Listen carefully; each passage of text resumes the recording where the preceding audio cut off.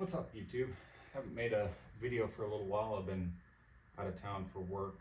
Was over in Salt Lake City for a while and finally got home and been trying to get caught up on orders because people have been waiting for a little while on orders, and I don't like it when people are waiting on me. So been getting all caught up on that. I know I've had a few questions from people about when things will be back in stock on the website, and basically once I get things caught up on back orders and get everybody's shipped out, then I'll open it back up to new orders.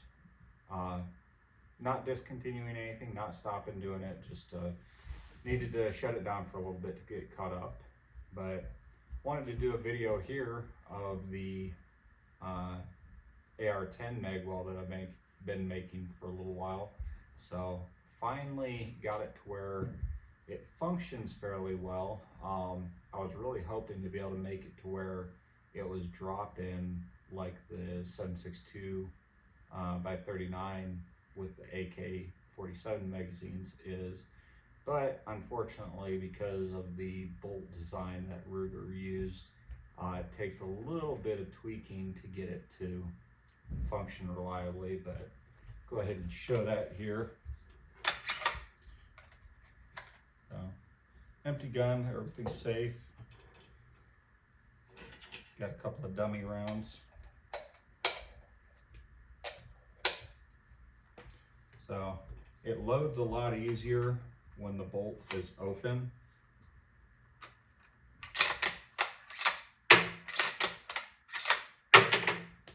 Feeds well. Magazine's a little bit tight to get it to remove, but to get reliable function, it has to be pretty tight. I'm still working on that a little bit. Hopefully I can get it tweaked to where the magazine insertion and removal is a little bit easier. And I may have to make it a little bit taller, but the major thing I don't like is that I have to modify the magazine slightly to allow them to sit high enough, because the bolt being a full round bolt and having a narrow front lug, to get the magazine to sit up high enough where it'll pick up the rounds, I have to shave it a little bit. So I may end up changing the design a little bit, kind of depends on what people are wanting. And I'm actually probably going to reach out to Ruger and see if they're going to make it so that way people can get the AICS magazines for the Gen 1 rifles, because honestly, if they do, the magazines aren't that much more expensive than the AR-10 magazines. I think they're like $5, maybe $6 more.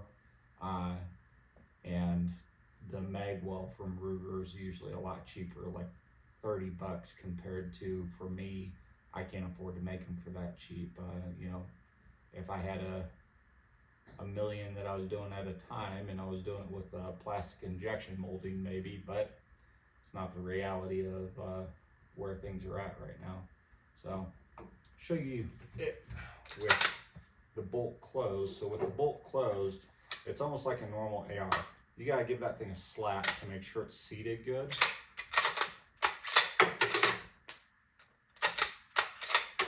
And then it'll feed. But if you don't get the magazine seated really well, then it doesn't push up high enough and present the cartridges. So, but I'm excited that I finally got it working. I had to buy a rifle to get the final testing done, and when I was working over in Salt Lake, the Cabela's over there had a 6.5 Creedmore that was used but not used. Basically somebody bought it and didn't like the fact that it didn't have the threaded barrel, so they brought it back. So I was able to pick it up a little bit cheaper than having to buy it brand new, and that allowed me to do the final testing and fitting and whatnot. But if you have any questions, let me know, and maybe kind of give me an idea of, would you be interested in AICS magwell if Ruger isn't going to provide them, or would you prefer that I keep developing and fine-tuning the AR-10 magwell? Anyway, I hope you guys are doing okay. Hope everyone's staying safe, and we'll talk to you later.